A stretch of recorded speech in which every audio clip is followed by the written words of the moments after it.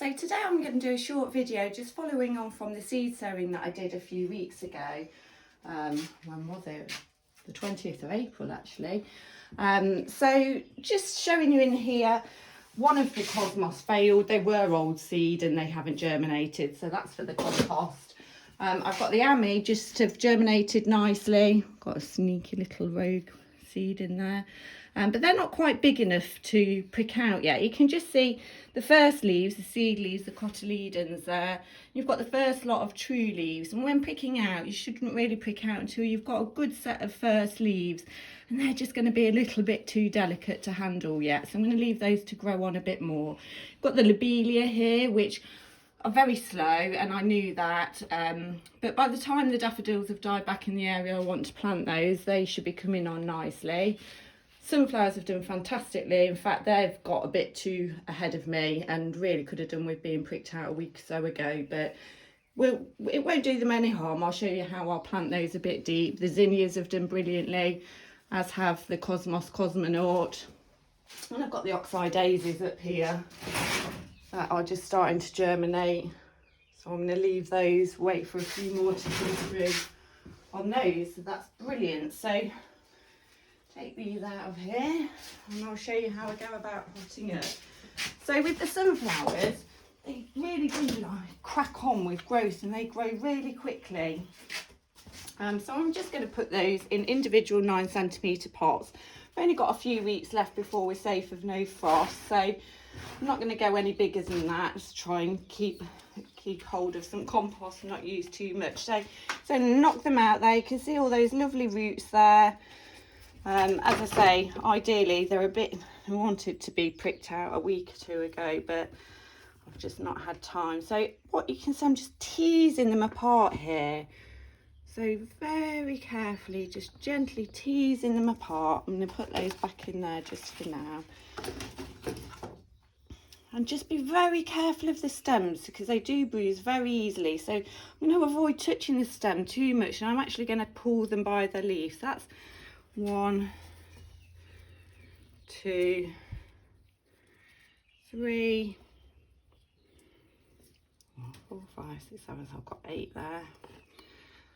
I've got lots more than I need here. I'll probably give some of these away to neighbours. So I'm actually going to tip some of this soil out. So I've got a little covering in the bottom here because these are so big. I want to get that root right in the bottom. And so don't be afraid to bury some of the stem. That's all right.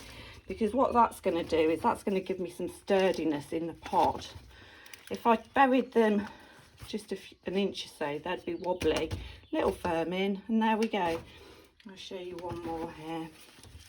Now, if these were much smaller, what I'd do is make a little hole with my dibber and then pop the seedling in, and you'll see that in a minute when I prick out some of the others. But because these are so big already, so you can see I'm trying to get that root down as far as, we'll go a little layer of compost in the bottom, top up around the outside there, and a little firm, and that's it.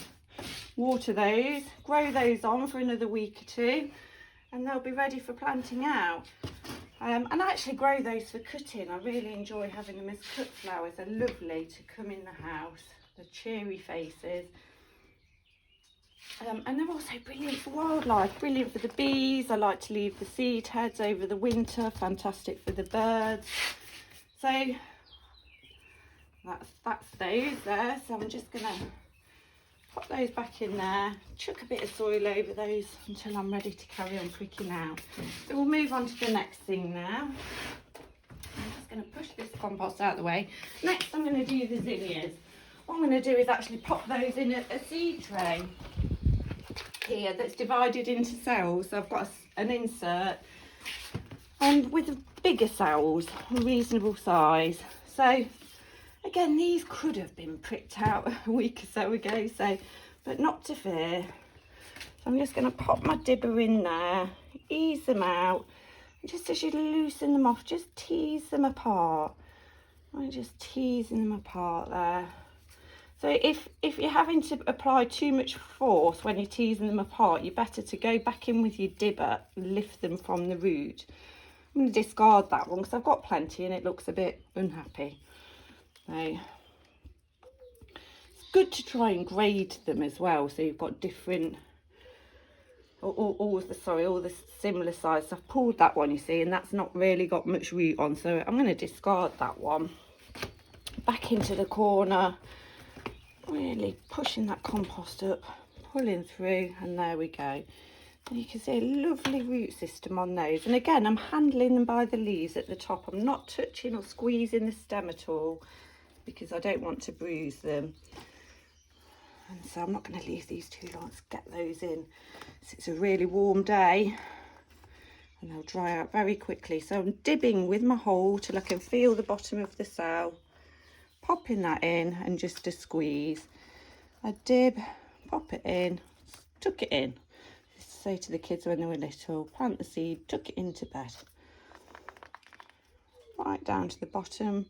You want to just bury quite a bit of this stem because that just gives them a bit of security, then they'll stay nice and upright. If I just buried that and left all that spindly stem at the top, they'd just grow a bit spindly and weak and potentially draw towards the light. So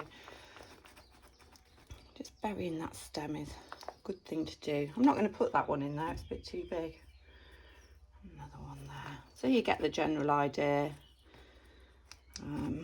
And these are Zinnia Lilliput mix. So again, these make brilliant cut flowers. I do enjoy growing these as a cut flower. So you get the general idea. So I'll finish that tray off later. I should be giving some of those away. I've got masses more than I need. I'll probably only keep a tray of those.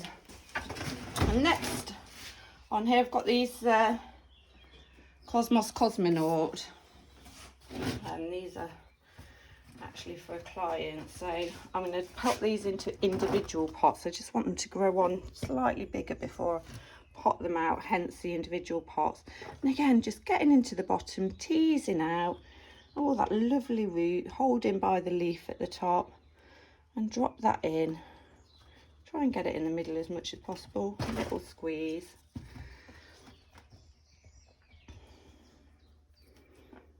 Same again. And it won't take long at all, a week or two. These will put on lovely roots that will have filled these pots, and by the time the risk of frost has passed, they'll be ready to plant out. I'll show you this last one.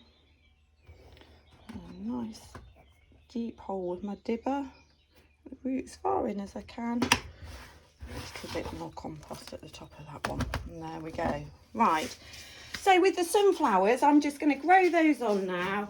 They'll stay in the greenhouse definitely for this weekend. This is forecast to drop very cold, I'm sure you're all aware, this weekend. So you really want to be protecting anything that's not hardy. If you've planted it out already, chuck a bit of newspaper, fleece, something over it to protect it from the frost. I'll be keeping those in my greenhouse to protect them from the frost. But it's important when you plant plants out that have been grown in a house or a greenhouse, you do need to harden them off.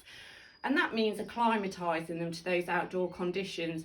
So you can see just down here, I've got lots of plants hardening off. And so it's a case of putting them outside and bringing them back in during the night when it drops colder. So out and in, out and in. Ideally, the best thing to use is a cold frame if you have one, and gradually just open the lid and leave it open for longer periods. With these Cosmos, what I will do, as they grow and get a bit bigger, you don't have to do it, but it makes nice, fatter, stouter plants, is to just pinch out the growing tip there. So you can see I've removed that growing tip. That's going to encourage that plant to branch from that point and make a bushier plant.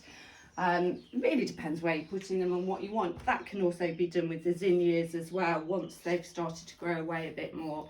So that's given me lots of plants here, fill my borders for the summer and bring me lots of joy.